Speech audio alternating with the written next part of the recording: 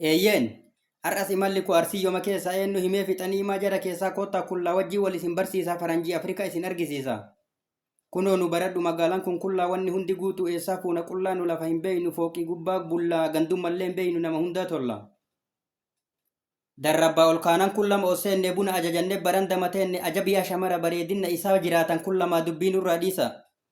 Hawaasni achillee hundi isaa beeka amantii fi aadaa ofii walii eegaa akkanaan jiraannaa eessaa fuuna qeeqa.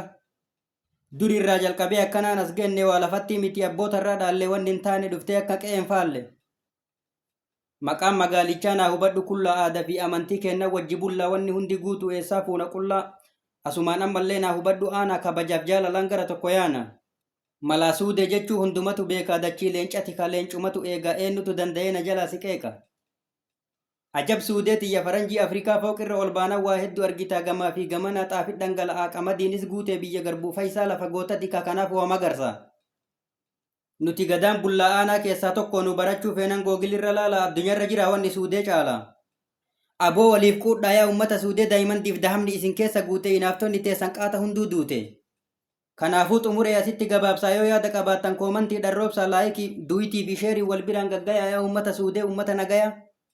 Haga an deebi'u nagayaan naa ta'a jaalalaaf tokkummaan maaltu isin gaya bunaa fi nagaya isin takkaan dhabne diinagdeenis dura takkaa booda nafne. Ka ar'aa asuma asitti xumuree abbaan chaasaa kunoo warraajii gafuree yuutubis banatee dhaqaa jajjabeessaa doolaara korottaa ammuma fuusisaa yoo diddan immootu chaasa kiyya gubbaa isin kukuffisa.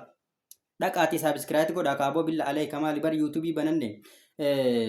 Kaampaanota isaanii wajjillee walitti haasofne baga nagayaan gara giddu galeessa doolaara lafa hammaarachuutitti nagayaan dhuftan jedhanii nu affeeranii jiranii jechuu.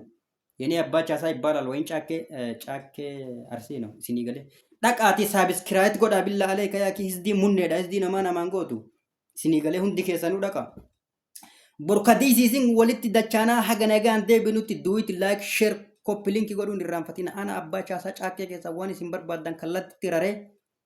Gadi isinii baasu ana yuutubii kiyya saabskiraayit naa godha yaakii wallaahi laziim hisdii munne wallaahi nama 300 maal qofa haga amma yaakii namni 36 kun dhaqee odoo bakka takkatti bar akkana gadi godhu taate yuutubara taane jechuun hagasiif nagayaan naa tura jabaa.